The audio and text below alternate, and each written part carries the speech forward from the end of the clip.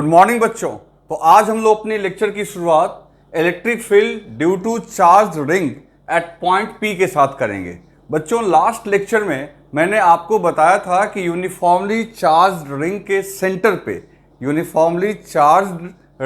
Centre पे electric field क्या होती है, जीरो।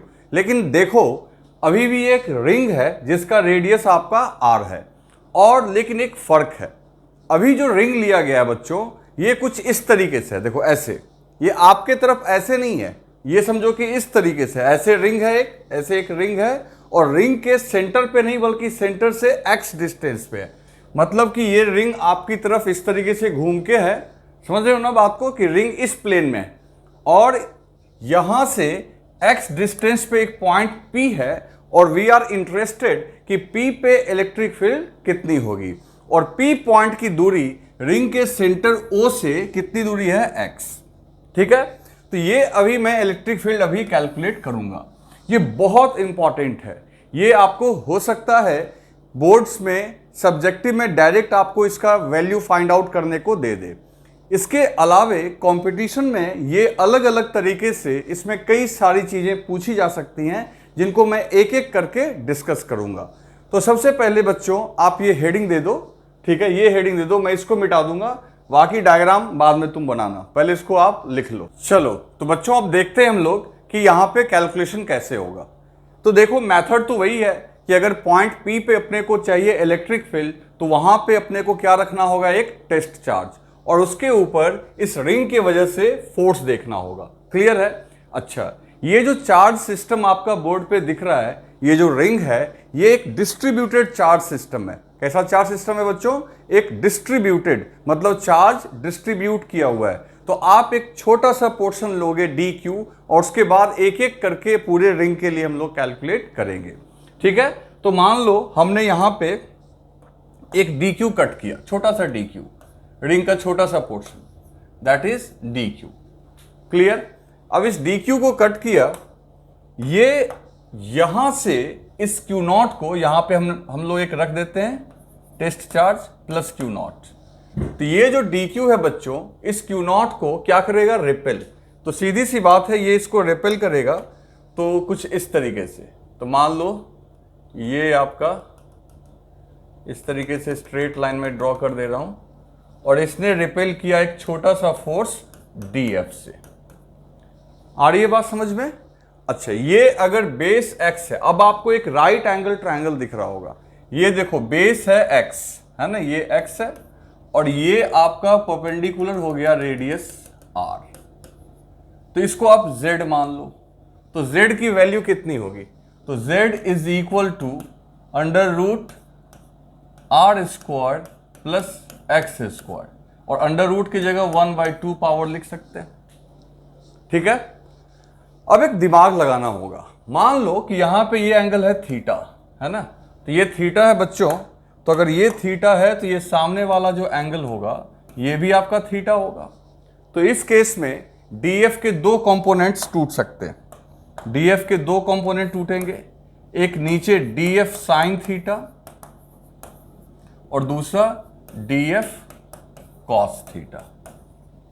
अब जरा इमेजिन करो, जिस तरीके से एक DQ आपने ऊपर कट किया, वैसा ही एक DQ आप नीचे भी कट करोगे, यानी यहां भी कट कर सकते हो। तो ये जो DQ होगा, ये यहां से जो फोर्स लगाएगा, ये आपका फोर्स कुछ इस तरीके से लगाएगा, जैसे यहां से भी स्ट्रेट लाइन मैंने ड्रॉ किया और इसने लगाया DF। और अगर देखा जाए तो सिचुएशन बिल्कुल आइडेंटिकल है।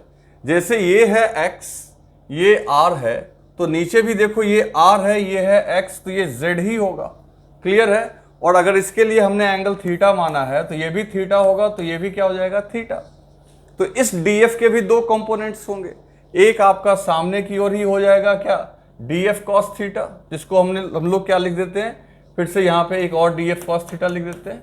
एक df cos थीटा इस df का है, और दूसरा इसका ऊपर की ओर टूट जाएगा df sin थीटा।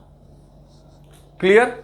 अब देखो इन दोनों का, ये जो df sin थीटा है और ये जो df sin थीटा है, ये एक दूसरे को क्या कर देगा, कैंसिल। मतलब ये एक दूसरे को क्या कर देगा, कैंसिल। तो इसका मतलब जो इफेक्टिव कंपोनेंट हर dq का, हर एक डी क्यू का जो इफेक्टिव कंपोनेंट उस पर लग रहा है वो लग रहा है डी एफ कॉस थीटा, और नेट फोर्स जो लग रहा है बच्चों इस लाइन के अलोंग, है ना, जो लाइन इसके सेंटर से पास कर रही है, नेट फोर्स इधर ही लग रहा है। तो निश्चित तौर पे इस क्यू नॉट पे अगर नेट फोर्स आगे लग रहा है, टेस्ट चार्ज पे नेट फोर्स आगे लग रहा है, तो इसका मतलब है इलेक्ट्रिक फील्ड की डायरेक्शन की इधर होगी आगे। और सिर्फ बच्चों सिर्फ ये दो डी क्यू नहीं लेंगे, अब इस रिंग पे आप कहीं से भी डी क्यू लो, इस तरीके से घुमा घुमा के, जैसे एक ऊपर एक नीचे ले लिया जो कि आपको देखने में आसान लगा, लेकिन आप कहीं से भी लोगे, जैसे मान लो आप सामने में रिंग रख लेना और रिंग से एक कोन बना देना, है ना, जैसे ऐसे कर देना, जैसे ये कोन होता है ना, कोन होता, तो यहां से जो कोन होता बच्चों, तो एक कोन के पूरे सरकमफेरेंस से हर एक लाइन जो होगा वो तो आइडेंटिकल ही होगा। तो ये पूरे रिंग की बात चल रही है, समझ गए ना, जो मैंने दो डी क्यू की बात की, एक ऊपर एक नीचे, तो हर एक डी क्यू का एक अपोजिट साथी होगा, उसका एक अपोजिट पार्टनर होगा, और सबके साथ वही एंगल थीटा और वही जेड होगा। तो हम लोग बहुत आराम से इंटीग्रेट कर सकते हैं पूरे रिंग के लिए। क्लियर? चलो, तो अब हम लोग देखते हैं इसको, अब फाइनल कैलकुलेशन करते हैं। तो ये तो अपने को समझ में आ रहा है कि बच्चों यहाँ पे डी एफ इफेक्टिव जो है वो आपका डी एफ इफेक्टिव मैंने लास्ट क्लास में आपको बताया था, वो डी एफ का पार्ट जो वहाँ पे इफेक्टिव रह गया है। तो डी एफ इफेक्टिव कितना होगा? तो डी एफ कॉस थीटा, है ना। अब 2 डी एफ कॉस थीटा मत कर देना, क्योंकि एक डी क्यू का तो एक ही डी एफ कॉस थीटा है ना, ठीक है। अब डी एफ की वैल्यू कितनी होगी? तो डी एफ को हम लोग कूलम लॉ से लिख सकते हैं। तो डी एफ इक्वल्स टू क्या होगा बच्चों? डी एफ इक्वल्स टू होगा के into D Q charge into q not, है ना, और डिवाइडेड बाई बीच का distance that is Z square, है ना, ऐसे लिख सकते हैं डी एफ की वैल्यू। तो डी एफ की वैल्यू पुट कर दो, तो के d Q Q naught upon Z square, और ये कॉस थीटा को क्या लिखोगे? तो कॉस थीटा हो जाएगा आपका, देख लो, एक्स, ये बेस है ना, एक्स अपॉन जेड, तो कॉस थीटा हो जाएगा एक्स अपॉन जेड। तो इस तरीके से बच्चों जो आपका डी एफ इफेक्टिव आ रहा है, डी एफ इफेक्टिव थोड़ा तरीके से लिख देते हैं इसको, तो के d Q Q not x upon Z Q, ये आपका डी एफ इफेक्टिव आ रहा है। अब हम लोग को अगर नेट फोर्स चाहिए तो क्या करना होगा? इंटीग्रेट, है ना, पूरे रिंग के लिए। ऐसे एक डी क्यू का आया है, सॉरी यहाँ क्यू नॉट नहीं होगा, ये आपका सिंपल डी क्यू रहेगा। तो एक बार इसको पहले राइट डाउन कर लो, आप जल्दी से राइट डाउन कर लो। कर लिया आपने? चलो अब देखो, अब हम लोग क्या करेंगे यहाँ पे, जैसे ये लिखा हुआ है, तो नेट फोर्स के लिए, तो नेट फोर्स के लिए डी एफ इफेक्टिव का इंटीग्रेशन, तो डी एफ इफेक्टिव का इंटीग्रेशन, तो डी एफ इफेक्टिव का इंटीग्रेशन, तो ये सारा कुछ लिखो। तो ये सारा कुछ अगर हम लोग लिखेंगे बच्चों, तो यहाँ पे के d Q Q not x upon Z Q. अब इसमें देखो कितना, इसका इंटीग्रेशन भी बहुत आसान है। इसमें कौन कौन बाहर आएगा? तो के कांस्टेंट है, आउटसाइड आ गया, क्यू नॉट कांस्टेंट है, आउटसाइड आ गया, एक्स कांस्टेंट है, बाहर आ जाएगा। एक्स कैसे कांस्टेंट है? क्योंकि सभी के लिए, है ना, सेंटर से जो डिस्टेंस है एक्स वो तो सबके लिए सेम है, और साथ ही साथ जेड भी सबके लिए सेम है ना। तो एक्स और जेड कांस्टेंट है यहाँ पे, तो जेड क्यू भी बाहर आ गया। अंदर क्या रह गया? तो सिर्फ डी क्यू। अब इसका इंटीग्रेशन तो बहुत आसान है, डी क्यू मतलब छोटा सा चार्ज जो कि रॉड के ऊपर है, तो टोटल चार्ज को अगर जोड़ दोगे तो रॉड के नेट चार्ज के बराबर हो गया। मतलब कोई इंटीग्रेशन नहीं करना पड़ा, सीधा रॉड का टोटल चार्ज जो प्लस क्यू है उसके बराबर लिख दो। तो इस तरीके से बच्चों नेट फोर्स जो निकल के आ रहा है के Q not Q x upon Z Q, this is the value of net force. मैं इसको ऊपर कर देता हूं। तो बच्चों इस तरीके से आपका ये नेट फोर्स तो आ गया। अब इलेक्ट्रिक फील्ड के लिए क्या करना होता है? तो इलेक्ट्रिक फील्ड के लिए बहुत सिंपल सा काम है। Electric field is equal to, electric field at P is equal to net force divided by Q nought, ठीक है। और क्यू नॉट से अगर डिवाइड कर दोगे तो यह आ जाएगा क्यू एक्स अपॉन जेड का पावर क्यू। क्योंकि क्यू नॉट तो कैंसिल हो गया और क्यू चार्ज है किसके ऊपर, रिंग के ऊपर। और यहां लिख सकते हो के क्यू एक्स, और z जो है बच्चों वो क्या है, z है r square plus x square का पावर हाफ था, है ना, का power half, z under root में था, अब फिर उसका पावर 3 है, तो यहाँ पावर में पावर मल्टीप्लाई कर दोगे, हाफ इंटू 3, तो ये हो जाएगा 3/2। तो ध्यान से सुन लो मेरी बात, अब तुम्हें क्या याद रखना है, ये जो मैं लिख रहा हूं ना इस डेटा को, आप किसी भी कीमत पे भूलना मत बच्चों, ये बहुत इंपॉर्टेंट इक्वेशन है, आप इसको हमेशा याद रखना कि जो आपका इलेक्ट्रिक फील्ड किसी चार्ज रिंग के एक्सिस पे एक्स डिस्टेंस पे जो होगा वो k q x upon r square plus x square का पावर 3/2, जहां पे के आपका कूलम्स कांस्टेंट है, तो के की जगह आप चाहो तो इसको ऐसे भी लिख सकते हो, के की जगह आप चाहो तो लिख सकते हो q into x upon 4πε0 R square plus x square का पावर 3/2। ठीक, अब ये तो हो गया मैग्नीट्यूड। रही बात डायरेक्शन की, तो डायरेक्शन ऑफ इलेक्ट्रिक फील्ड, तो उसके लिए यहां पे देखो मैं अलग से लिख दे रहा हूं, डायरेक्शन ऑफ इलेक्ट्रिक फील्ड। तो देखो ये अपना रिंग था, है ना, ये अपना रिंग था इस तरीके से, तो बच्चों ये अपना रिंग था, ठीक है ना। तो अगर ये अपना रिंग है तो इलेक्ट्रिक फील्ड जो है, इलेक्ट्रिक फील्ड वो इस पॉइंट पे जो हम लोग निकाल रहे हैं, पॉइंट पी पे, ये पॉइंट पी पे, तो इलेक्ट्रिक फील्ड का डायरेक्शन हो जाएगा इस तरफ, क्योंकि जिधर टेस्ट चार्ज पे फोर्स लगेगा उधर ही इलेक्ट्रिक फील्ड, यानी सारे पॉइंट पे इलेक्ट्रिक फील्ड इस तरफ। कब, जब इसके ऊपर पॉजिटिव चार्ज दिया गया, ठीक है।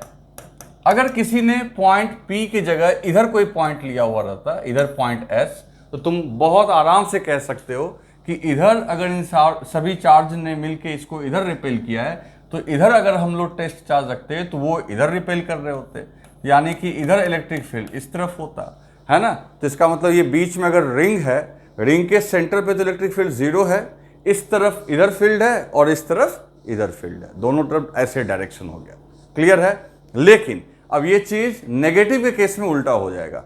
अगर मान लो ये रिंग आपका नेगेटिवली चार्ज होता, ये रिंग अगर मान लो नेगेटिवली चार्ज होता, अगर ये रिंग आपका नेगेटिवली चार्ज होता तब क्या होता, तो देखो उस केस में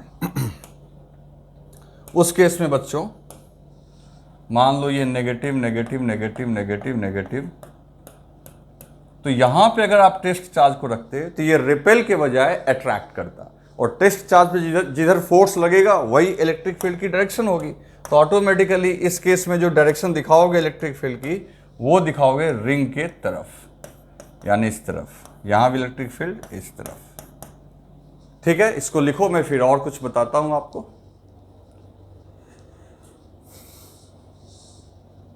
अब बच्चों देखो इसमें एक चीज समझो, आप इस फॉर्मूला का मैं थोड़ा एप्लीकेशन आपको दिखाता हूं। एक बात बताओ कि हमने आपको कहा था कि रिंग के सेंटर पे इलेक्ट्रिक फील्ड की वैल्यू होती है 0, है ना। किसी भी रिंग के सेंटर पे इलेक्ट्रिक फील्ड की वैल्यू क्या होती है, 0। अभी ये हमारा जो फॉर्मूला है ये भी आपको ये सजेस्ट कर देगा, और इससे आपको ना एक बहुत अच्छा चीज हम लोग कैलकुलेट करके देखेंगे। जैसे देखो मान लो ये पॉइंट है O, अब यहां इलेक्ट्रिक फील्ड आप पहले से जानते हो 0 है, जो मेरा फॉर्मूला यहां पे आया है वो भी बताएगा कैसे। तो अभी हमने फॉर्मूला क्या देखा, E equals to Q x upon 4πε0 R square plus x square. अगर O की बात करें, O मतलब सेंटर ऑफ, है ना, सेंटर के लिए, तो सेंटर के लिए x की वैल्यू क्या रखोगे, x क्या था, x था इस एक्सिस पे सेंटर से डिस्टेंस। अगर सेंटर की ही बात करोगे तो सेंटर के लिए x की वैल्यू तो आप 0 पुट करोगे, तो 0 पुट कर दोगे x की वैल्यू, तो ऑटोमेटिकली वहां पे इलेक्ट्रिक फील्ड क्या आ जाएगा, 0। तो ये हो गया रिंग के सेंटर पे, क्योंकि 0 से मल्टीप्लाई करेंगे तो 0 हो जाएगा, सेंटर ऑफ रिंग पे, ठीक। अब एक बात और सोचो, अगर इस रिंग से इनफाइनाइट डिस्टेंस पे चले जाएं, मतलब बहुत दूर चले जाएं, तब क्या वैल्यू होगी। तो बच्चों उस केस में भी जीरो होगी, क्योंकि कोई भी चीज जो इन्फिनिटी पे होगी वहां तक उस चार्ज का प्रभाव ही नहीं पहुंच पाएगा। तो इलेक्ट्रिक, ये मत कहना कि सर यहाँ x इन्फिनिटी से मल्टीप्लाई हो जाएगा, ये भूल रहे हो कि नीचे में ये प्लस में यहाँ भी एक्स स्क्वायर है, यहाँ इन्फिनिटी का स्क्वायर हो जाएगा। तो देखो इन्फिनिटी का स्क्वायर प्लस, तो ये फिर नीचे में इन्फिनिटी से डिवाइड होगा और वो जीरो हो जाएगा। तो अगर x इक्वल्स टू जीरो रख रहे हैं, है ना, x इक्वल्स टू अगर जीरो रख रहे हैं तो भी इलेक्ट्रिक फील्ड आपकी जीरो आ रही है सेंटर पे, और अगर x इक्वल्स टू इनफाइनाइट रख रहे हैं तो भी इलेक्ट्रिक फील्ड क्या आ जा रही है, zero. Electric field at infinity zero. अब एक इंटरेस्टिंग चीज देखो, या सोच के देखना, यहां पे इलेक्ट्रिक फील्ड जीरो। अब यहीं से क्वेश्चन अगला बनेगा और उसको भी हम लोग सॉल्व करेंगे। और मान लो बहुत दूर, बहुत डॉट डॉट दिखा दिया, मतलब इन्फिनिटी, इन्फिनिटी पे भी इलेक्ट्रिक फील्ड जीरो। लेकिन बीच के किसी पॉइंट पे, बीच में ये जो सारे पॉइंट्स हैं, यहां के लिए x की कुछ ना कुछ डेफिनेट वैल्यू रखोगे तो बीच में इलेक्ट्रिक फील्ड है नॉन जीरो। अब तुम खुद सोचो, यहां जीरो, यहां जीरो, अब बीच में नॉन जीरो, इसका मतलब क्या हुआ होगा, पहले वो जीरो से जरूर बढ़ा होगा। अगर मान लो, कैसे, मेरी बात को ऐसे समझो, मान लो साल की शुरुआत में 1 जनवरी को आपके पास टोटल रुपया था जीरो, ठीक, लास्ट में जब 31 दिसंबर हुआ तो भी जीरो, लेकिन बीच के मंथ में पैसा था, तो इसका मतलब क्या हुआ होगा, जीरो से पहले वो बढ़ के कुछ रुपया हुआ होगा, अब फिर वो कुछ बढ़ने के बाद फिर घट के जीरो हो गया होगा, क्योंकि फाइनली भी जीरो होना है। तो कोई भी चीज आज से याद रखना, इनिशियल जीरो, फाइनल जीरो, अब बीच में नॉन जीरो, तो इसका मतलब है ये आपका ना मैक्सिमा का केस बनने वाला है। बीच में कुछ आपका आया, इसका मतलब है कि पहले फील्ड बढ़ा और फिर फील्ड घटा। तो बीच में अब आपको वो पॉइंट फाइंड आउट करना है जहां पे इलेक्ट्रिक फील्ड की वैल्यू मैक्सिमम होगी। ये मैक्सिमम मिनिमा का केस कैसे बना, समझ में आई बात, क्योंकि यहां भी जीरो, फाइनली भी जीरो, मतलब इन्फिनिटी पे भी जीरो, अब बीच में नॉन जीरो, इसका मतलब बीच में बढ़ा और फिर घटा। तो कहां तक बढ़ा और किस पॉइंट पे सबसे ज्यादा मैक्सिमम हुआ, है ना, किस पॉइंट पे मैक्सिमम हुआ, उस पॉइंट का डिस्टेंस भी कैलकुलेट करेंगे, ठीक है, और वो डिस्टेंस पता चल जाएगा तो वहां पे x की वैल्यू रख के हम लोग उस मैक्सिमम फील्ड की वैल्यू भी फाइंड आउट कर सकते हैं। तो यही क्वेश्चन में आ सकता है। तो अब मान लो हमने इसको क्वेश्चन के फॉर्म में चेंज कर दिया, यहां पे व्हाट इज, अब मान लो ये x है, what is the value of x for which electric field will be maximum। तो बच्चों x की वो वैल्यू निकालनी है जिसके लिए इलेक्ट्रिक फील्ड मैक्सिमम हो, और x आपका प्लस और माइनस दोनों आएगा, क्योंकि रिंग के इस तरफ जो हो रहा है वही काम रिंग के इस तरफ भी होगा, है ना, तो दोनों तरफ भी तो दो वैल्यू आएगा प्लस माइनस करके। तो देखते हैं, तो एक बार तो आप खुद ट्राई करो, इक्वेशन आपके सामने है और आपको x की वो वैल्यू निकालनी है जिसके लिए फील्ड मैक्सिमम है। एक बार वीडियो पॉज करके खुद ट्राई करो, फिर मेरा सॉल्यूशन देखना। चलो अब मैं सॉल्व करता हूं। देखो, जब भी मैक्सिमा मिनिमा की बात आती है तो पहले आप ये देखो जिसके मैक्सिमा की बात की गई है वो आखिर किसका डिपेंडेंट है। तो ऐसा दिख रहा है अपने को कि इलेक्ट्रिक फील्ड जो है उसकी बात चल रही है और वो x का डिपेंडेंट है। तो इसका मतलब ये हुआ कि बाकी कोई चीज तो और यहां बदल नहीं सकती, ये r, ये एप्सिलॉन नॉट, 4 पाई q, ये तो बदलेगा नहीं, बदलेगा कौन, x। तो जैसा कि हम लोग लिखेंगे एज e जो है वो किसका फंक्शन है बच्चों, x का। तो for maximum of e, maximum of e, e के मैक्सिमम के लिए बच्चों याद होगा हम लोगों ने मैथमेटिकल टूल में पढ़ा है, मैक्सिमम ऑफ e के लिए e को हम लोग x के रिस्पेक्ट में डिफरेंशिएट करके क्या पुट कर देंगे, 0। तो उस केस में यानी कि अगर आपको e का मैक्सिमम वैल्यू चाहिए तो e को x के रिस्पेक्ट में डिफरेंशिएट करके किसके इक्वल कर दो, 0 के।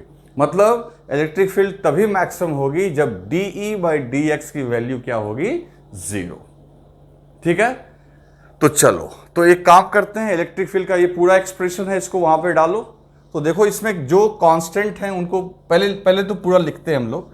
तो E की जगह लिखेंगे Q into x divided by 4 pi epsilon naught r square plus x square by d x equals to 0।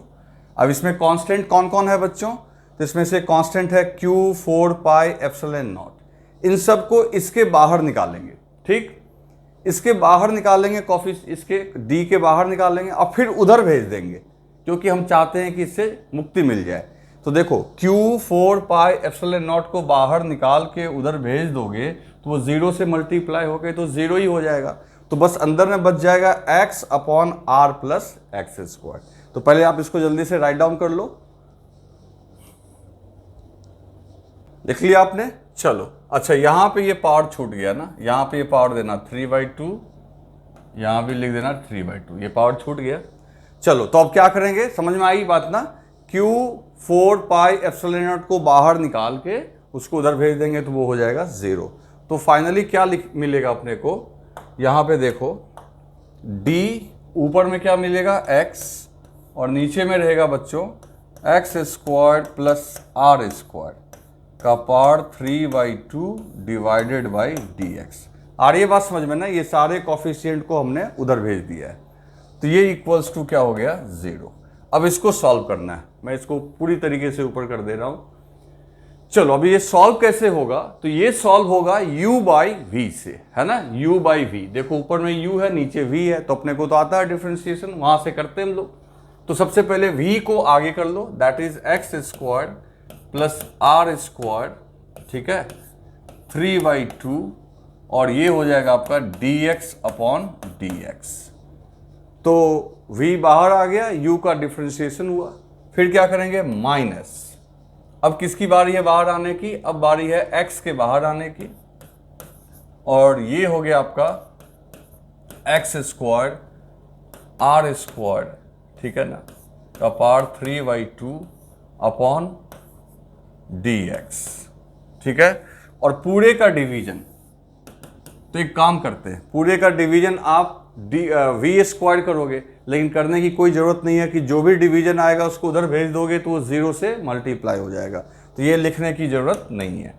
आई बात समझ में ना? तो अब इसको हम लोग सॉल्व करते हैं। तो देखो dx बाई dx ये तो बहुत आराम से 1 हो गया, इसमें तो कुछ करना ही नहीं है। तो ये तो हो गया x square plus are square का पावर 3/2। रही बात इसको सॉल्व करने की, तो इसमें अपने को बताया गया है डिफरेंशिएशन में, जो मैंने कहा था कि इसको आप u मान लो, है ना, कुछ भी ऐसा कॉम्प्लिकेटेड पावर आए तो आप इसको u मान लो। तो u का पावर 3/2 और फिर du से डिवाइड कर दो और du से मल्टीप्लाई कर दो। जैसे मैं क्या बोल रहा हूँ, आप u इक्वल्स टू लिख दो x square plus are square, है ना, u इक्वल्स टू आपने ये मान लिया। तो अब देखो ये क्या हो गया, ऐसे मेरे को करना नहीं चाहिए था, आप खुद कर लेते, लेकिन मैं कर दे रहा हूँ। u का पावर 3/2 और अपने मन से du से डिवाइड करो, du से मल्टीप्लाई करो और नीचे में dx लिख के 0 करो। जिसको इसके डिस्कशन को डिटेल में जानना है वो मैथमेटिकल टूल वाला डिफरेंशिएशन का लेक्चर देखो, ठीक है। चलो अब इसके बाद यहाँ पे x square plus are square 3/2 और ये आपका देखो, अब इसको आराम से रूल नंबर 1 से हम लोग सॉल्व कर सकते हैं।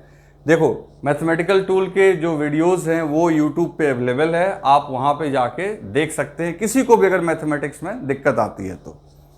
अब इसको हम लोग आगे कर लेते हैं, दैट इज 3/2 और पावर में से एक घटाएंगे तो u का पावर हाफ हो जाएगा इंटू du बाई dx। अब u का वैल्यू वापस रख दो, u की वैल्यू को वापस रख दो और देखो क्या आता है।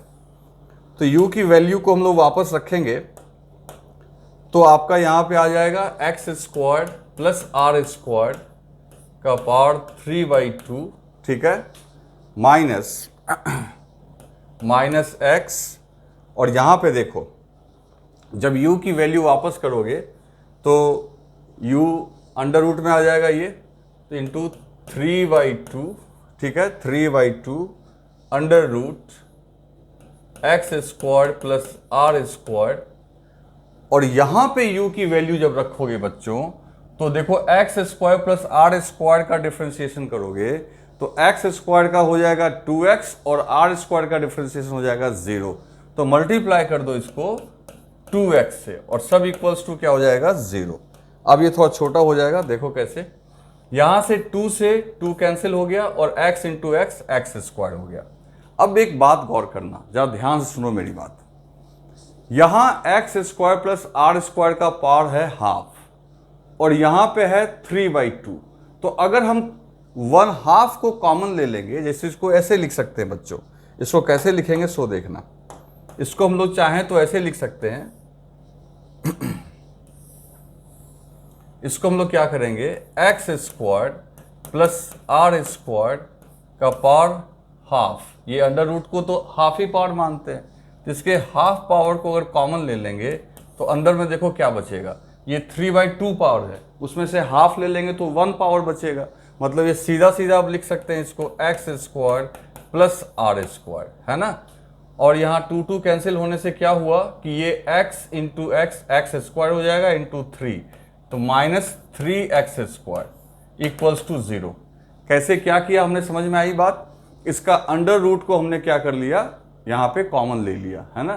तो इसका 3/2 में से हाफ पावर बाहर आ गया, तो सिर्फ ये सिंपल एक पावर बचा, तो एक पावर बचेगा तो ऐसे ही लिखोगे। फिर इसको उधर भेज दो, तो अल्टीमेटली आंसर देखो बहुत छोटा आने वाला है, x square plus are square minus 3x square equals to 0। फिर यहाँ से हो जाएगा r square minus 2x square equals to 0। So r square equals to 2x square. So x is equal to plus minus r by root 2। ये value आप याद रखना, मतलब कि रिंग के दोनों ही साइड r बाई रूट 2 पे, ध्यान से सुनो, उसके रेडियस का 1/2 टाइम्स r बाई रूट 2 पे इलेक्ट्रिक फील्ड जो होगी वो क्या होगी, मैक्सिमम। दिस साइड भी दिस साइड भी, दैट्स वाई यहां पे क्या आया है आपका प्लस माइनस। ठीक है, इसको राइट डाउन कर लो, बहुत बढ़िया क्वेश्चन है। अब बच्चों देखो, अगर इसको हम लोग डायग्राम से दिखावें तो इस तरीके से इस रिंग के दोनों ही तरफ, है ना, दोनों ही साइड आपका इधर भी और उधर भी इलेक्ट्रिक फील्ड की वैल्यू क्या आएगी, मैक्सिमम। r बाई रूट 2 या माइनस r बाई रूट 2 पे इलेक्ट्रिक फील्ड मैक्सिमम आएगी। और वो मैक्सिमम वैल्यू कितनी होगी, इसके लिए जो फॉर्मूला है आपका, क्या है formula, q into x upon 4 पाई। इतनी बार मैं लिख दे रहा हूं इसको कि ये आपको याद हो जाए, ठीक है ना बच्चों। तो इसमें आप पुट कर दो, यानी ऊपर भी x है नीचे एक्स स्क्वायर है, तो आप x की जगह r बाई रूट 2 पुट कर दोगे तो वो मैक्सिमम इलेक्ट्रिक फील्ड मिल जाएगी, अगर आप ये x की वैल्यू वहां पे डाल दोगे। ठीक है, चलो अब इसका ना एक ग्राफ ड्रॉ करते हैं बच्चों। अब हम लोग ग्राफ ड्रॉ करते हैं, मान लो कि सेंटर से लेके इन्फिनिटी तक गए तो इलेक्ट्रिक फील्ड का मैग्नीट्यूड वेरी कैसे करेगा, ठीक है ना। तो इसका जो ग्राफ आएगा वो कुछ ऐसा आएगा, आप इस ग्राफ के शेप को याद रखना। मान लो हमने ऊपर में मैग्नीट्यूड लिया है, इलेक्ट्रिक फील्ड का मैग्नीट्यूड लिया है, ठीक है, और इस एक्सिस पे डिस्टेंस लिया है, डिस्टेंस जिसको हमने x से डिनोट किया है। तो जब हम सेंटर पे थे, यानी यहां पे, तो फील्ड यहां पे, तो फील्ड आपकी 0 थी, यहां भी फील्ड 0 थी और इन्फिनिटी पे भी 0 है। तो इसका जो ग्राफ आएगा बच्चों कुछ इस तरीके से आएगा। अगर एग्जैक्ट इस इक्वेशन का ग्राफ प्लॉट ड्रॉ करेंगे, आपको एग्जैक्ट उसका स्लोप निकालने की जरूरत नहीं है, आप इस शेप को याद रखेंगे।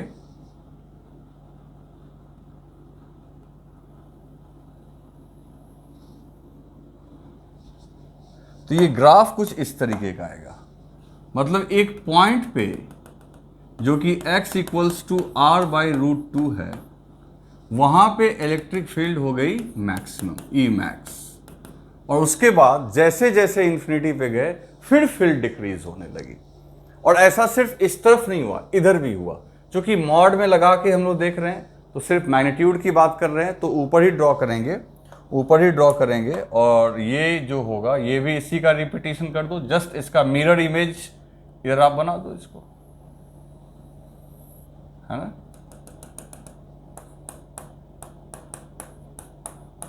मॉड में लेके और अगर मॉड में ना दिया हुआ रहता तो डायरेक्शन के हिसाब से लेते। तो अगर इस डायरेक्शन के इलेक्ट्रिक फील्ड को पॉजिटिव मानते तो इधर वाले को नेगेटिव। तो अगर कभी मान लो ऐसा भी आ जाए तुमको कि डायरेक्शन के साथ दे दे तो कोई दिक्कत वाली बात नहीं है बच्चे।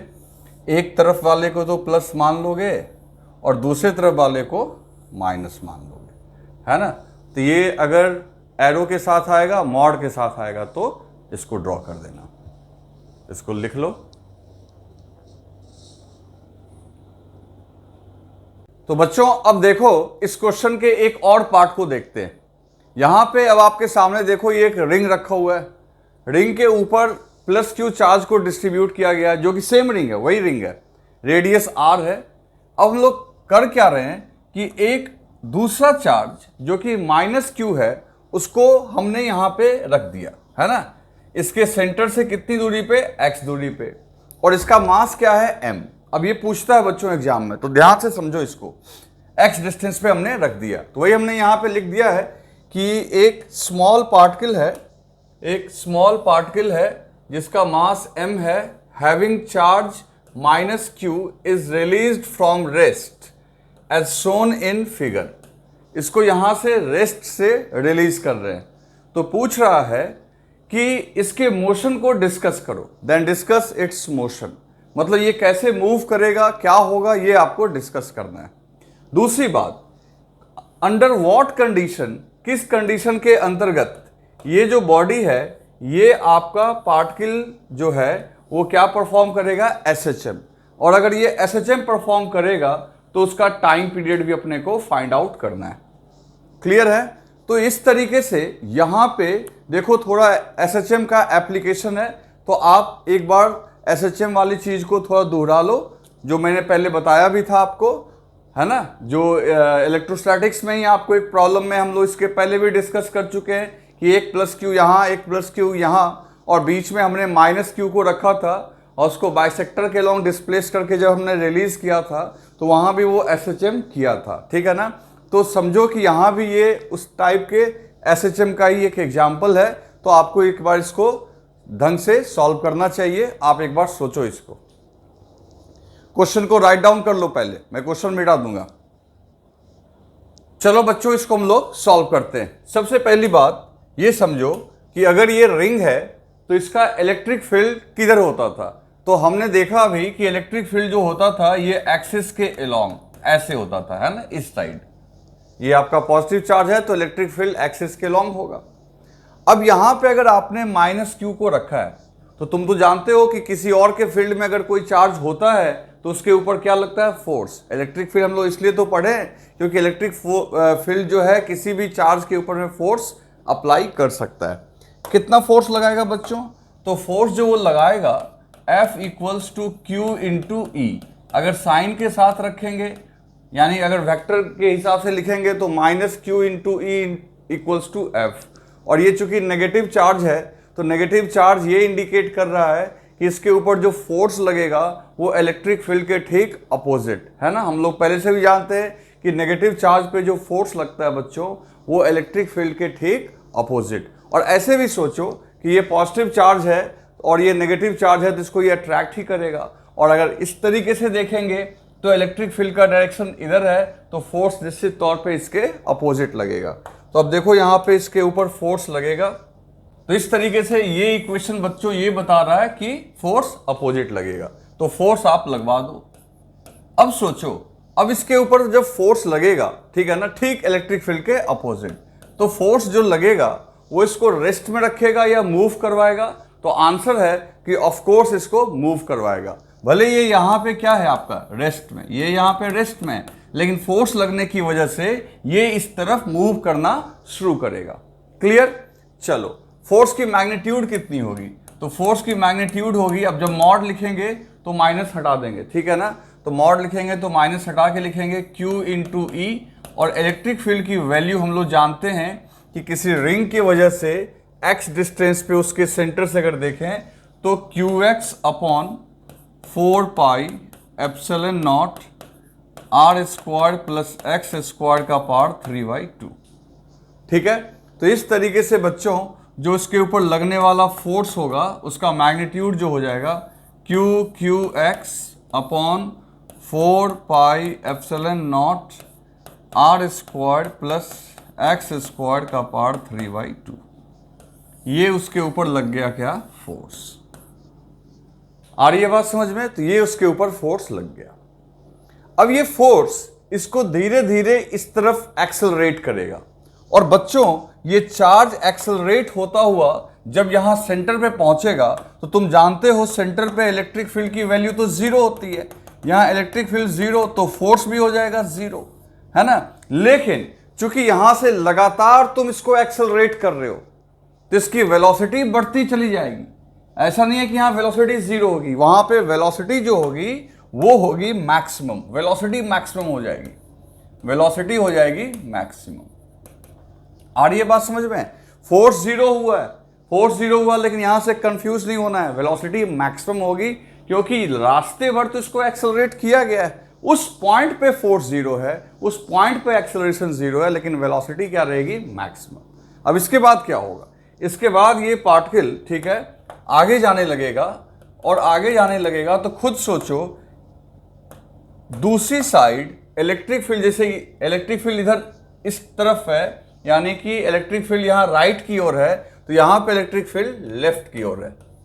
इलेक्ट्रिक फील्ड किधर है बच्चों? लेफ्ट की ओर। तो ऑटोमेटिकली फोर्स जो अब लग रहा होगा राइट की ओर। इलेक्ट्रिक फील्ड अगर लेफ्ट की ओर है तो फोर्स किधर लग रहा होगा? राइट की ओर। तो जो चार्ज यहां आगे मूव कर रहा है और फोर्स ठीक इसके अपोजिट लग रहा है, तो ये बॉडी फास्ट होगी या स्लो होगी? तो ऑब्वियसली ये स्लो होगी और कहीं ना कहीं जाके ये रेस्ट में आ जाएगी, है ना। तो यही चार्ज फिर से वापस आपका क्या आ जाएगा? रेस्ट में। यहां इसकी वेलोसिटी क्या हो जाएगी? जीरो। तो क्या ये यहीं पे रहेगा? तो जवाब है नहीं, ये यहां पे नहीं रहेगा, बल्कि यहां से फिर ये वापस आएगा। और इस तरीके से बच्चों यहां पे मीन पोजीशन पे फिर फोर्स जीरो हुआ, वेलोसिटी मैक्सिमम हुई, फिर यहां जाके रुका, और ये इस तरीके से आपका ऑसिलेटरी मोशन करेगा। आ रही है बात समझ में? ये एक ऑसिलेटरी मोशन तो डेफिनेटली करेगा टू एंड फ्रो, और जहां फोर्स जीरो हो रहा है बच्चों, याद करो इसको हम लोग बोलते थे मीन पोजीशन। जहां फोर्स जीरो हुआ उसको क्या बोलेंगे? Mean position. मीन पोजीशन जो हुआ इस रिंग का सेंटर पॉइंट हो गया मीन पोजीशन। जो इस रिंग का सेंटर पॉइंट है वो क्या है? अपना मीन पोजीशन, जहां पे फोर्स आपका जीरो हुआ है। तो हम लोग लिख सकते हैं कि the particle will perform oscillatory motion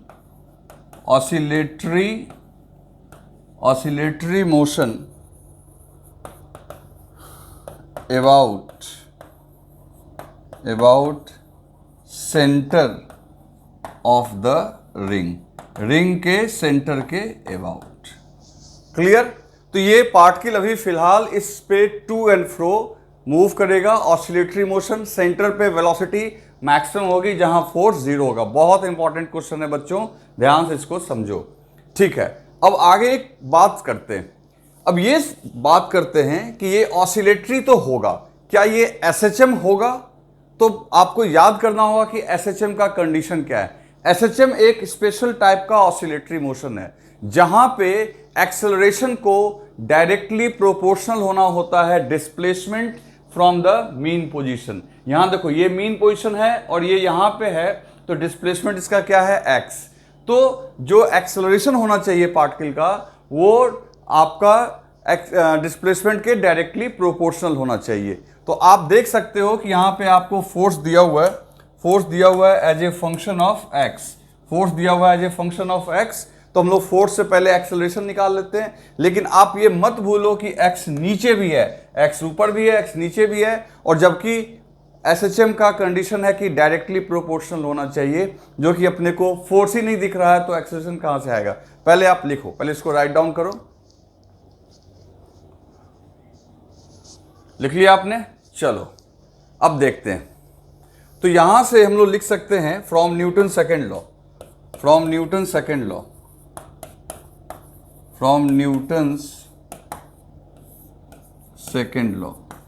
Newton के सेकेंड लॉ से हम लोग जानते हैं बच्चों F equals to mass into acceleration. तो फिर यहां से लिख देंगे मास इंटू एक्सेलरेशन, और F यानी फोर्स कौन है, तो फोर्स जो लग रहा है इलेक्ट्रिक फोर्स वही फोर्स है। तो M into a equals to q small q into x upon 4 pi epsilon naught, ठीक है ना, और ब्रैकेट में r squared plus x squared का पावर 3/2। अब तक तो ये याद ही हो जाना चाहिए बच्चों तुम्हें। तो यहां से हम लोग लिख सकते हैं बच्चों कि A इक्वल्स टू, तो capital Q small q divided by 4 pi epsilon naught, ठीक है, M भी नीचे डाल दो, ये mass R squared plus x squared का पावर 3/2 और ऊपर में आ गया x। अब तुम देख सकते हो बच्चों कि यहां पे जो एक्सेलरेशन है वो x के प्रोपोर्शनल नहीं है डायरेक्टली, तुम्हें देखने में लग रहा है ना, लेकिन नीचे में x है। तो हम लोग कह सकते हैं दिस इज इक्वेशन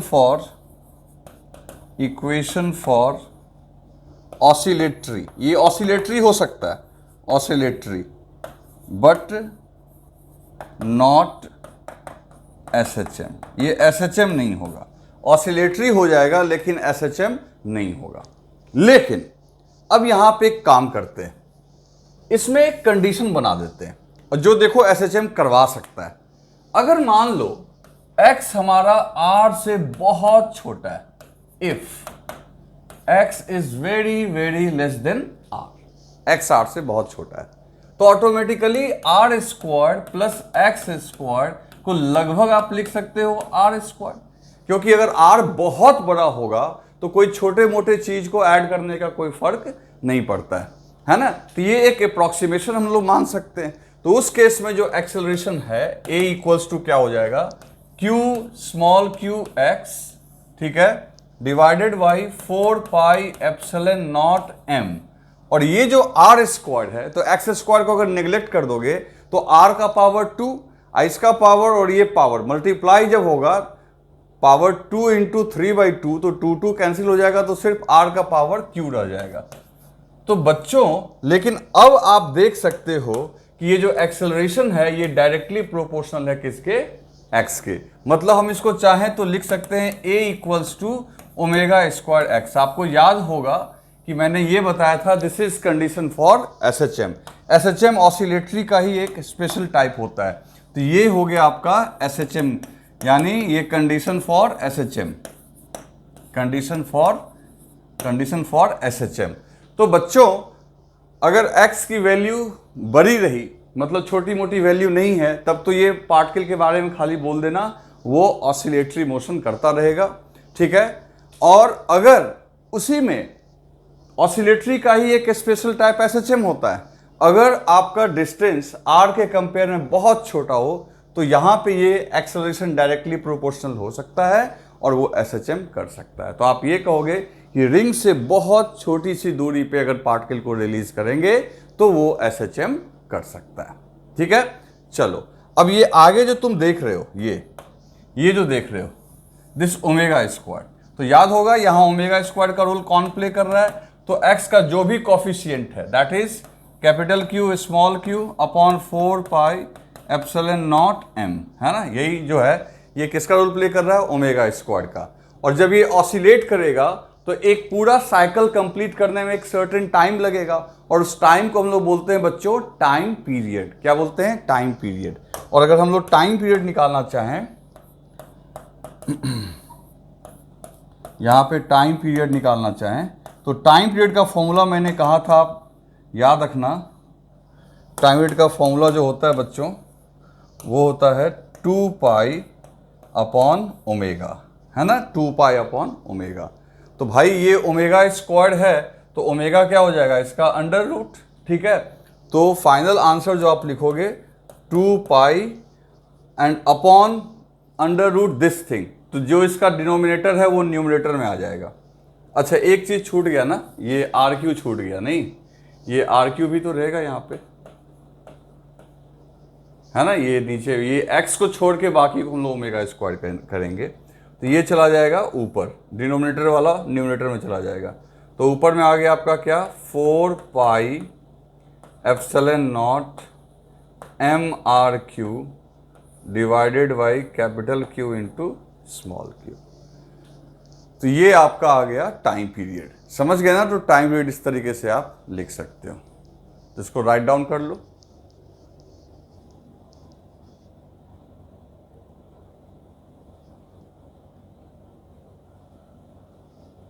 बच्चों अब हम लोग एक बहुत ही इंपॉर्टेंट डेरिवेशन करेंगे जिसका नाम है electric field due to infinite charged rod. अब इसमें मैं आपको इनफाइनाइट का भी बताऊंगा, फिर सेमी इनफाइनाइट का भी बताऊंगा और फिर फाइनाइट का भी बताऊंगा। अब फिर उसको रिंग के साथ आर्क के साथ मिक्स करके हम लोग प्रॉब्लम्स करेंगे। तो ये एक बहुत ही इंपॉर्टेंट डेरिवेशन है, आप इसको ध्यान से देखिए। तो पहले आप हेडिंग दे दीजिए, मैं इसको ऊपर कर दूंगा। हेडिंग दे दो आप जल्दी से, electric field due to infinite uniformly charged rod. Clear है? हेडिंग दे दिया आपने। चलो अब सबसे पहले तो ये सोचो कि आखिर ये इनफाइनाइट रॉड का क्या मतलब हुआ। देखो अगर ये मान लेते हैं एक छोटा सा रॉड है तो ये इनफाइनाइट नहीं है, क्योंकि आप इसके लेंथ को मेजर कर सकते हो। इसका एंड्स आपको दिख रहा है, इसके एंड्स आपको दिख रहे हैं। ये इनफाइनाइट कब होगा? जब इसके अपर एंड का भी कुछ अता पता ना हो और इसके लोअर एंड का भी कुछ अता पता ना हो, तब उस केस में ये कैसा हो जाएगा बच्चों? इनफाइनाइट। क्लियर? तो देखो मेरी बात समझो यहां पे जरा, कि यहां पे हमने मान लो एक रॉड लिया, ठीक है, हमने एक रॉड लिया। अब ये रॉड जो हमने लिया है इसको हमको इनफाइनाइट शो करना है। तो इनफाइनाइट आखिर हम लोग कैसे शो करेंगे? ये बोर्ड तो अपना फाइनाइट है, इनफाइनाइट कैसे शो करेंगे? तो बहुत सीधी सी बात है, आप क्या करो, ऊपर इस तरीके से डॉटेड लाइन बना दो, ठीक है, और नीचे भी ऐसे डॉटेड बना दो। ये डॉट्स का क्या मतलब हुआ? इस डॉट्स का मतलब ये हुआ कि हमें ये नहीं पता कि ये कहां तक ऊपर है और हमें ये भी नहीं पता कि कहां तक ये नीचे है। अब इसके ऊपर मान लो हमने चार्ज दे दिया, यूनिफॉर्मली चार्ज कर दिया, प्लस चार्ज हम लोग लेके चलते हैं। मान लो अगर हमने प्लस चार्ज लिया है इस तरीके से, ठीक है, तो ये चूंकि लेंथ पे डिस्ट्रीब्यूटेड चार्ज है, लेंथ के ऊपर डिस्ट्रीब्यूट हो रहा है, तो यहां पे आपको गिवन है क्वेश्चन में लैम्डा, है ना। ये जो लैम्डा है लीनियर चार्ज डेंसिटी। ये जो लैम्डा है बच्चों ये क्या है? Linear charge density. मतलब ये इस रॉड के ऊपर में चार्ज आपका डिस्ट्रीब्यूटेड है और वो भी यूनिफॉर्मली। और लैम्डा जो है वो टोटल चार्ज अपॉन लेंथ है ना, चार्ज पर यूनिट लेंथ। वो लैम्डा आप जानते हो, मैंने लैम्डा के बारे में आपको बता रखा है। अब देखो यहां से आपको एक सर्टेन डिस्टेंस x पे, एक सर्टेन डिस्टेंस x है और एक पॉइंट है P, और आप इस P पे इलेक्ट्रिक फील्ड पता करना चाहते हो। इस इनफाइनाइट स्ट्रेट रॉड की वजह से इस पॉइंट P पे we want to calculate electric field. यही अपना क्वेश्चन है जिसमें आपको ये लैम्डा दिया हुआ है और ये x दिया हुआ है। लैम्डा और x नोन है, बाकी पॉइंट P पे आपको इलेक्ट्रिक फील्ड फाइंड आउट करना है। कैसे करेंगे? तो सबसे पहले प्लान करते हैं। तो प्लान तो बहुत सिंपल है भाई, जिस पॉइंट पे आपको इलेक्ट्रिक फील्ड चाहिए वहां पे आप कूलम्स लॉ का यूज करोगे और क्या करोगे, वहां पे आप रखोगे एक टेस्ट चार्ज। तो हमने एक टेस्ट चार्ज को रखा प्लस Q0। हमने एक टेस्ट चार्ज रख दिया यहां पे, समझ गए ना। तो हमने एक टेस्ट चार्ज रख दिया यहां पे जो कि है Q0। अब इस Q0 को, जो टेस्ट चार्ज है, इसको ये कितना फोर्स लगाएगा वो अपने को कैलकुलेट करना है बाय यूजिंग कूलम्स लॉ। लेकिन कूलम्स लॉ की एक दिक्कत है, वो हमेशा वैलिड होता है दो पॉइंट चार्जेस के बीच में। तो यहां एक पॉइंट चार्ज है, दूसरा डिस्ट्रीब्यूटेड चार्ज है। अब डिस्ट्रीब्यूटेड चार्ज की वजह से फोर्स निकालनी है तो हमें बताया गया है कि हम लोग एक दिमाग लगा सकते हैं। यहाँ पे इस पूरे रॉड में एक छोटा सा पोर्शन, जितना छोटा सोच सकते हो उतना छोटा सा पोर्शन कट करो और उसके ऊपर आप dq चार्ज अज्यूम कर लो। तो छोटा सा हमने एक कट लगाया, मान लो छोटा सा कट लगाया, वेरी स्मॉल। अब आप कहोगे कि नहीं सर दिख तो रहा है, लेकिन ये इतना छोटा है टेंड्स टू 0, ठीक है ना। और इसकी लेंथ जो है, इसकी लेंथ मान लो हमने अज्यूम की एक छोटे से लेंथ जो हमने यहाँ पे रॉड की ली है, उसकी लंबाई हमने मान ली dl। अब इस dl में छोटा सा चार्ज तो होगा, चार्ज भी छोटा सा ही होगा। कितना चार्ज होगा बच्चे? तो हम लोगों को पता है लैम्डा इक्वल्स टू होता है बच्चों charge upon length, charge upon length. तो इस छोटे से लेंथ में छोटा सा चार्ज जो dq होगा, उस dq की अगर वैल्यू चाहिए तो देखो चार्ज अपॉन लेंथ, तो charge equals to length into lambda, तो ऑटोमेटिकली dq की वैल्यू जो हो जाएगी लैम्डा इंटू dl। चलो यहां तक तो मामला सेट है कि छोटा सा आपने चार्ज कट किया dq और dq की वैल्यू होगी लैम्डा इंटू dl। और ये प्लस चार्ज और ये प्लस चार्ज, क्योंकि टेस्ट चार्ज तो प्लस ही लोगे, तो ये प्लस चार्ज इस प्लस चार्ज को क्या करेगा बच्चों? तो इसको ये रिपेल करेगा, है ना। तो मान लेते हैं यहां से इसको स्ट्रेट लाइन से ज्वाइन कर दो, ये इसको इस तरीके से रिपेल कर दिया, है ना। स्ट्रेट लाइन से मैंने दिखा दिया, इसने इसको रिपेल किया और छोटा सा फोर्स लगाया df। अच्छा एक बात और, इस पॉइंट को मान लो सेंटर। हालांकि इनफाइनाइट रॉड में ध्यान से सुनो, इनफाइनाइट रॉड है तो कहीं भी आपका सब सेंटर पॉइंट ही है। बात नहीं समझे? जैसे मान लो अगर ये रॉड आपका 10 सेंटीमीटर का होता तो बीच वाले पॉइंट 5 सेंटीमीटर पे होता, 20 सेंटीमीटर का होता तो 10 पे होता, 30 का होता तो 15 पे होता, 50 का होता तो 25 पे होता। लेकिन ये जो रॉड है बच्चों, ये तो इनफाइनाइट है, इनफाइनाइट। तो कहीं से भी इसको कट करोगे तो 2 हिस्से में ही कटेगा, इसलिए दिक्कत वाली बात नहीं है। तो कहीं भी आप वो पॉइंट जो लोगे समझो कि वो मिडिल पॉइंट ही है।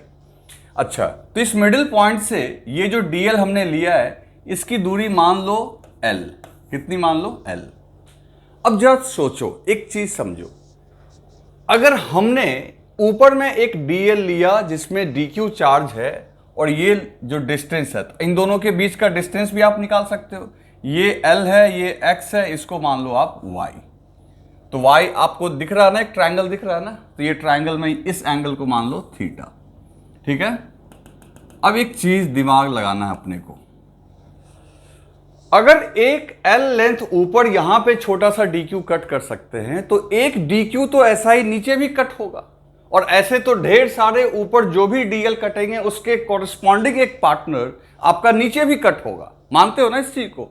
तो इसका मतलब है कि एक dl यहां भी कटेगा, एक dl आपका नीचे भी कटेगा, और जो नीचे कटेगा वो dl ये है ना, ये नीचे भी एक कटेगा, दैट इज dl।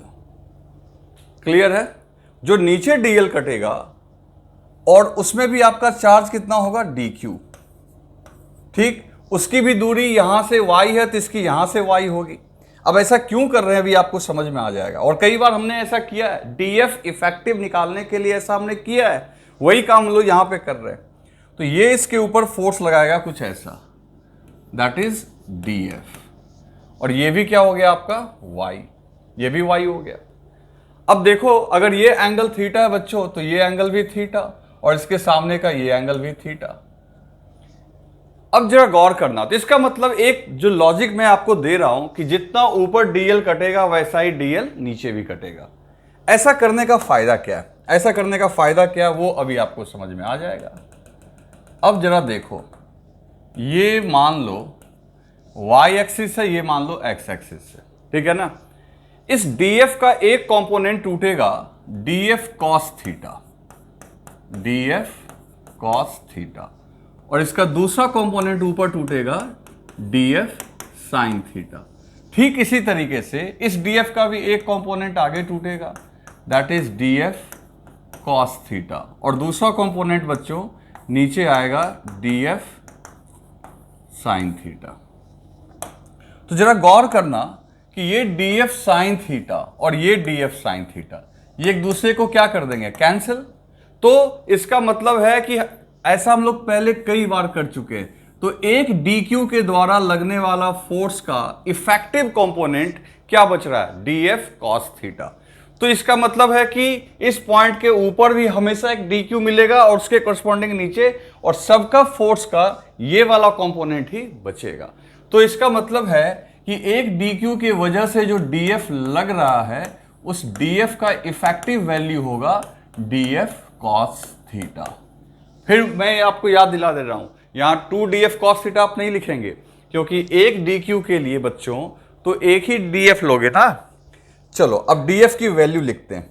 df की वैल्यू कूलम्स लॉ से लिख देते हैं। कूलम्स लॉ से हम लोग क्या लिख सकते हैं यहां पे, तो k, ठीक है, बाद में हम लोग 4πε0 करेंगे। k और चार्ज कितना है बच्चों, dq इंटू टेस्ट चार्ज कितना है, Q0 डिवाइडेड बाई डिस्टेंस कितना है आपका, y स्क्वायर, है ना, y square into cos theta. Cos theta, चलो कॉस थीटा रहने देते हैं, बाद में देखेंगे। अभी ये अपना df निकल के आ गया, क्लियर है। लेकिन अब यहां बहुत सारी चीजें जो ऐसी हैं जिसके लिए हमको एक स्पेशल मैथमेटिकल टूल लगाना होगा। आप इसको अच्छे से समझिएगा अभी जो मैं बताने जा रहा हूं, और इसी का यूज हम लोग मैग्नेटिज्म में भी करेंगे। मैग्नेटिज्म में भी इसका यूज आता है। तो देखो क्या है, क्या क्या दिक्कत है। जब हम लोग अलग अलग डीएल के लिए काम करेंगे तो आप जरा देखना कि यहाँ पे कई सारे वेरिएबल आ रहे हैं। जैसे ये थीटा भी वैरी करेगा अलग अलग डी क्यू के लिए। आप खुद सोचो, अलग अलग डी क्यू के लिए जो थीटा आएगा वो अलग अलग आएगा कि नहीं आएगा। अलग अलग डी क्यू के लिए अलग अलग थीटा आएगा, अलग अलग वाई भी आएगा, अलग अलग एल भी आएगा। तो वाई, थीटा और एल टोटल 3 वेरिएबल है। अब इन 3 वेरिएबल को इंटीग्रेट करना, क्योंकि आपको अल्टीमेटली नेट फोर्स चाहिए। तो नेट फोर्स के लिए आप डी एफ इफेक्टिव यानी k d q into q naught upon y square into cos theta, आप इसी को इंटीग्रेट करोगे। तो इंटीग्रेशन के अंदर इतने सारे वेरिएबल हैं, कौन कौन से, थीटा, वाई और एल। कहोगे एल कहाँ पे है, तो डी क्यू की जब वैल्यू लिखोगे तो d q equals to lambda into d l लिखोगे या नहीं लिखोगे। तो इतने वेरिएबल को हैंडल करने के लिए we need a mathematical tool. तो अभी इसको हम लोग यहाँ पे पॉज करते हैं और फिर हम लोग मैथमेटिकल टूल वो सीखते हैं जो मेरे को यहाँ पे लगाना है। मतलब मेरा एम ये है कि इन सभी को गायब कर देना और इनके जगह एक वेरिएबल के टर्म में आंसर लाना। तो देखते जाओ क्या करना है। तो अब समझो, अब जरा समझो, आपको यहां पे एक ये जो राइट एंगल ट्रायंगल दिख रहा है, ध्यान से देखना, ये वाला ट्रायंगल, ये ट्रायंगल दिख रहा है। तो इस ट्रायंगल में जरा देखो, ये एंगल थीटा है, ये एक्स है, ये वाई है, ये एल है। ठीक है, सब कैरेक्टर को समझ लो, एक्स, वाई और एल। आ रही है बात समझ में। तो अब यहां से हम लोग एक काम करते हैं, जरा समझना, इस चीज को समझना।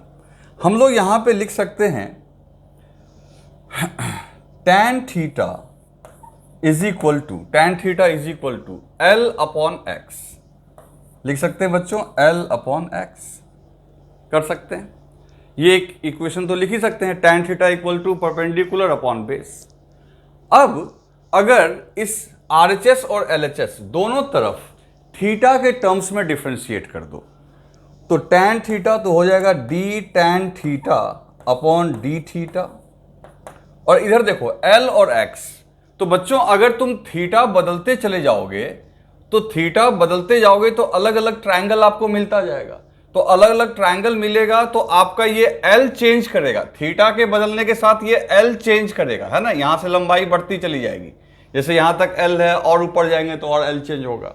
तो थीटा के अकॉर्डिंग L चेंज होगा, लेकिन X तो कांस्टेंट रहेगा। तो X एक कांस्टेंट की तरह बिहेव करेगा, चाहे जैसा भी ट्रायंगल बना लो, हर एक में बेस का वैल्यू X क्या रहेगा, कांस्टेंट। तो X को आप बाहर निकालो इनटू और लिख दो dl बाई डी थीटा। आ रही है बात समझ में। dl को हम क्यों बाहर नहीं निकाल पाए, क्योंकि dl इज द वेरिएबल, लेकिन x इज द कांस्टेंट, तो बाहर आ गया। तो इधर हो गया d tan theta by D theta और इधर हो गया dl बाई डी थीटा। कैसे किए, हम लोग एक इक्वेशन लिखे tan theta equals to this, और on differentiating both side with respect to theta. अब tan थीटा का डिफरेंशिएशन बच्चों हम लोग को मैथमेटिकल टूल में बताया गया है, क्या होता है, sec square theta. tan theta का डिफरेंशिएशन होता है सेक स्क्वायर थीटा। और इधर क्या हो गया, इधर हो गया 1 by x into d l upon d theta. Clear है। और देखो अब इसी ट्रायंगल में अगर सेक थीटा की बात करें, सेक थीटा कॉस का उल्टा होता है, तो सेक थीटा को हम लोग लिख सकते हैं y अपॉन एक्स, क्योंकि कॉस होगा x अपॉन वाई, तो सेक उल्टा होगा आपका y अपॉन एक्स, और चूंकि उसका स्क्वायर है तो लिखोगे y square upon x square.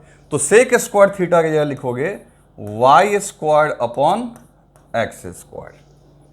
आ रही है बात समझ में? किसके जगह? सेक स्क्वायर थीटा की जगह y square upon x square लिख सकते हैं हम लोग, is equal to 1 by x into d l upon d theta. चलो अब स्पेस तो है नहीं मेरे पास, अब जल्दी से इसको राइट डाउन करो, मैं थोड़ा ऊपर करूंगा इसको। चलो लिख लिया आपने। अब हम लोग आगे देखते हैं। तो बच्चों अब यहां से करना क्या है, अब यहां से इसको क्रॉस मल्टीप्लाई, एक एक्स से एक एक्स पहले कैंसिल कर दो, एक एक्स से एक एक्स कैंसिल करो, ठीक है। तो dl equals to, so dl equals to d theta को उधर भेज दो, ये क्या निकल के आ रहा है बच्चों? y square into d theta upon x, ये dl की वैल्यू निकल के आ गई। अब कहोगे आप क्या क्या कर रहे हैं, तो अभी आपको तुरंत समझ में आ जाएगा। अभी देखो हम लोग क्या क्या कर रहे हैं। फाइनली हम लोग को नेट फोर्स निकालना है ना? हम लोग क्या निकालना है बच्चों? Net force. तो net force is equal to bracket में जो आपका k है, k के जगह k रहने दो, और जो dq है तो dq की जगह क्या लिखोगे? dq की जगह लिखोगे लैम्डा इंटू डी एल। किसके जगह? dq की जगह। क्यू नॉट की जगह क्यू नॉट रहने दो, ठीक, डिवाइडेड बाई वाई स्क्वायर की जगह वाई स्क्वायर रहने दो, ठीक है, आई इंटू कॉस थीटा। फिर क्या करोगे? अभी हमने देखा डीएल की वैल्यू, डीएल की वैल्यू यहां से उठाओ और उसको पुट करो, तो देखो ये क्या आता चला जाएगा, अभी आपको समझ में आ जाएगा। तो ये हो जाएगा के लैम्डा, और डीएल की जगह देखो पूरा रखेंगे यहां पे हम लोग, y square into d theta into q naught into cos theta. ध्यान से देखना बच्चों, ध्यान से कुछ छूटे नहीं। और नीचे में क्या है आपका? x, और यहाँ नीचे में पहले से वाई स्क्वायर है, तो बहुत कुछ अभी आप देखो आपके सामने कैंसिल होगा। अब मैं इसको सावधानी से ऊपर कर देता हूँ, यहाँ तक आपने लिख लिया होगा, पिछले यहाँ तक तो पहले ही लिख लिया था आपने। चलो अब ध्यान से लिखना, भी ध्यान से आप।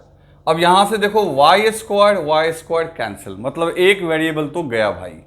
दूसरी बात कि अब यहां पे कौन है? अब तो कोई है ही नहीं, अब तो डीएल भी गया, वाई स्क्वायर भी गया।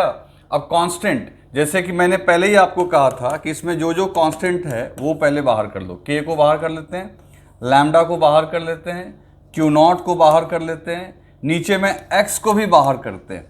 एक्स भी हमारा क्या है? कांस्टेंट ही है, चाहे जितना भी ट्रायंगल बनेगा हर एक में बेस तो एक्स ही रहेगा। अब अंदर में क्या रह गया बच्चों? अंदर में रह गया सिर्फ कॉस थीटा डी थीटा। तो इसका मतलब है कि सिर्फ और सिर्फ थीटा ही आपका वेरिएबल है। अब सवाल है कि थीटा की लिमिट कैसे लें? ये इंटरेस्टिंग है, ये बहुत इंटरेस्टिंग है। तो इसके लिए मुझे फिर एक डायग्राम बनाना पड़ेगा। या ध्यान देना, इधर मैं इधर डायग्राम बना के दिखा रहा हूं। जैसे मान लो ये पॉइंट P है, ठीक है, ये पॉइंट P है। तो यहां पे अगर कोई पॉइंट है, यहां पे कोई पॉइंट है, अगर आपने यहां डीएल लिया तो वो कितना एंगल बना रहा था? थीटा। और थीटा की वैल्यू मान लो 30 डिग्री। लिखना कुछ मत, बस ये आपके समझने के लिए। थोड़ा और ऊपर कर देंगे तो एंगल थोड़ा और बढ़ जाएगा, थोड़ा और ऊपर कर देंगे तो एंगल थोड़ा और बढ़ जाएगा। लेकिन आपको पता है ये कहां तक जाने वाला है? ये इनफाइनाइट। तो सोचो इनफाइनाइट तक, अगर अपने मेरे हैंड पे ध्यान देना, अगर इसको मैं ऊपर करता चला जाऊं, ऊपर करता चला जाऊं, ऊपर करता चला जाऊं, तो लास्ट में तो ये अगर अनंत तक है तो मेरा हाथ पूरा ऐसे हो जाएगा, और उस केस में ये जो है आपका टेक्निकली 90 डिग्री हो जाएगा। समझ रहे हो ना बात को? ऐसे ऊपर करते करते करते करते ये कहां पहुंच जाएगा? 90 डिग्री पे। क्लियर है? तो लिमिट जो होगा वो यहां से 90 डिग्री, लास्ट वाला डीएल 90 डिग्री तक बनेगा। और सबसे बड़ी बात, यहां से सिर्फ ऊपर ही डीएल नहीं लेना है, यहां से नीचे भी डीएल लेना है, क्योंकि रॉड ऊपर और नीचे दोनों जगह है। फिर यहां से जब एंगल मेजर करोगे तो फिर वो नीचे की तरफ ऐसे मुड़ जाएगा। तो कहोगे फिर क्या करें? तो सबसे पहली बात है कि सबसे पहला डीएल सबसे लोएस्ट पॉइंट पे मिलेगा और सबसे आखिरी डीएल सबसे ऊपर मिलेगा। तो एंगल कैसे मेजर करेंगे? तो जैसे मान लो ये हॉरिजॉन्टल लाइन है, ये मैथमेटिक्स का रूल है, जरा ध्यान से सुनना। ये हॉरिजॉन्टल लाइन है, अगर आप ऊपर की तरफ एंगल पॉजिटिव मेजर कर रहे हो, जैसे +30, +60, +90, तो नीचे की तरफ जो मेजर करोगे -30, -60, -90, तो जो लिमिट हमारा होगा वो -90 से +90। नहीं आई बात समझ में? फिर से सुनो। जैसे कि हम ये हॉरिजॉन्टल लाइन ले लिए, तो इससे ऊपर वाले एंगल को अगर हम प्लस बोल रहे हैं तो इससे नीचे वाले एंगल को हम माइनस बोलेंगे, और आखिरी डीएल कटेगा हमारा इनफाइनाइट पे, जहां एंगल क्या हो चुका होगा 90 डिग्री। और जब हम नीचे कट कर रहे होंगे तो उस केस में हमारा जो एंगल होगा वो -90। तो नीचे से लेके ऊपर तक अगर लिमिट लेंगे तो -90 टू +90। तो इसका मतलब है यहां पे जो लिमिट लेंगे बच्चों -90 डिग्री टू +90 डिग्री। आ रही है बात समझ में? तो इस तरीके से हम लोग यहाँ पे लिमिट लेंगे। तो इसे अगर किसी को लिखना हो तो लिख लेना, अदरवाइज मैं यहाँ इसको रब कर दे रहा हूँ, ठीक है। तो देखो अब क्या करना है हम लोग को कि यहाँ पे हम लोग अब लिमिट को बस पुट करेंगे और देखो अपना आंसर आ जाएगा। अब अपना आंसर बहुत दूर नहीं है। तो यहाँ से देखो net force is equal to Q0 lambda upon x, है ना, x डिस्टेंस था, और cos थीटा डी थीटा का इंटीग्रेशन बच्चों आपको पता है वो sin थीटा आता है ना। तो एक बार लिखेंगे sin 90 माइनस sin -90, क्योंकि लोअर लिमिट माइनस में। तो इस तरीके से देखो यहाँ पे आ गया net force is equal to Q0 lambda x, और sin 90 आपका होता है 1, और ये माइनस देखो साइन ट्रिगोनोमेट्री में हमने पढ़ा है साइन -थीटा, और वो माइनस बाहर आ जाता है, तो ये माइनस प्लस हो जाएगा और फिर साइन 90 भी 1 हो जाएगा। आ रही है बात समझ में? क्योंकि साइन -90 को, साइन -थीटा को माइनस साइन थीटा लिखते हैं, वो माइनस आगे आने से ये हो जाएगा प्लस। तो 1 हो गया कितना 2। तो इस तरीके से नेट फोर्स जो आया बच्चों वो आ गया है 2Q0 लैम्डा बाई x। अब समय आ गया है कि मैं फील्ड का फाइनल वैल्यू लिखूं। पहले आप इसको राइट डाउन कर लो अच्छे से।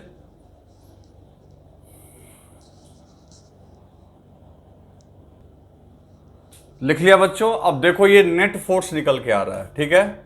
अब एक काम करते हैं हम लोग ना k को लिख लेते हैं 1/4 पाई के टर्म्स में, उसमें ज़्यादा याद रखना आपके लिए आसान होगा। 4 पाई एप्सिलॉन नॉट x। अब ये 2 से कैंसिल कर दो, तो आपका यहाँ पे ये आ जाएगा lambda Q0 upon 2 pi epsilon naught x। लेकिन अभी ये नेट फोर्स आया। अब फील्ड के लिए क्या करेंगे बच्चों? तो इलेक्ट्रिक फील्ड के लिए फोर्स को हम लोग Q0 से टेस्ट चार्ज से डिवाइड करते हैं। तो इस तरीके से बच्चों आज से याद रखेंगे, ये जो वैल्यू है आप बहुत ध्यान से याद रखिएगा कि ये जो वैल्यू निकल के आ रही है that is lambda upon 2 pi epsilon naught x। This is the electric field due to uniformly charged infinite rod, ठीक है। और फील्ड की डायरेक्शन कैसे हुई? तो एक बार मैं रॉड फिर से बना दूं ताकि आपको समझ में आसानी से आए। तो मान लो ये रॉड है जो इनफाइनाइट डिस्टेंस तक फैला हुआ है। तो पहली बात है कि ये पॉइंट आप कहीं भी ले सकते हो, क्योंकि मैंने पहले ही बोला रॉड को कहीं से भी कट करोगे तो वो 2 पार्ट में ही कट होगा, चाहे कहीं भी ले लो, है ना। तो इस पॉइंट पे ले लो, तो यहाँ से मान लो x डिस्टेंस है, तो फील्ड की डायरेक्शन इधर होगी, है ना, फील्ड की डायरेक्शन इधर होगी। अगर ये पॉजिटिव चार्ज है तो, जैसे ये पॉजिटिव चार्ज है तो निश्चित तौर पे यहाँ पे जो भी होगा उसको ये क्या करेगा? रिपेल करेगा, है ना। यहाँ पे रखेंगे टेस्ट चार्ज तो भी उसको भी रिपेल करेगा, यहाँ पे रखेंगे तो भी उसको रिपेल करेगा। तो मेरा कहने का मतलब है किधर भी रखोगे तो रिपेल करेगा, है ना। इलेक्ट्रिक फील्ड इस तरीके से होगा। ये मत सोचना कि यहाँ से आधा वहाँ से, इनफाइनाइट है। और ये डिस्टेंस आपका x है मान लो यहाँ से यहाँ तक, तो जो मैग्नीट्यूड है वो यहाँ से दोगे। क्या सिर्फ इस तरफ होगा? नहीं, हर तरफ होगा। जैसे ये रॉड है तो रॉड से तो सिर्फ दो तरफ ही नहीं होगा कि बोर्ड पे भले ही आपको दिख रहा है आइदर राइट साइड और लेफ्ट साइड, लेकिन रियलिटी में तो ये हर तरफ होगा, हर तरफ कहीं भी हो सकता है ना। इस तरीके से इस तरफ, तो यहाँ पे बोर्ड पे हम लोग दो ही डायरेक्शन दिखा सकते हैं। अगर इधर की बात करेंगे तो फील्ड इधर होगी, है ना, इलेक्ट्रिक फील्ड। यहाँ पे रखेंगे तो इधर होगी, यहाँ पे रखेंगे तो इधर होगी। अगर तुम्हारे सामने रखते तो तुम्हारी तरफ होती। तो इस तरीके से हर तरफ होगा, समझ गए? अच्छा, ये पॉजिटिव की जगह अगर नेगेटिव होता तो ठीक डायरेक्शन को उल्टा कर दो, क्योंकि उस केस में वो टेस्ट चार्ज को रिपेल करने के बजाय अट्रैक्ट कर रहा होता। ठीक है, तो ये आप डायरेक्शन याद रखना। ये डायरेक्शन ऑफ फील्ड हो गया, डायरेक्शन ऑफ इलेक्ट्रिक फील्ड। और मैग्नीट्यूड तो तुम देख ही सकते हो, मैग्नीट्यूड हो गया λ/2πε0। तो नेक्स्ट वीडियो में बच्चों हम लोग सेमी इनफाइनाइट का कैलकुलेट करेंगे। तो अभी इसको अच्छे से रिवाइज करना, ठीक है? ओके।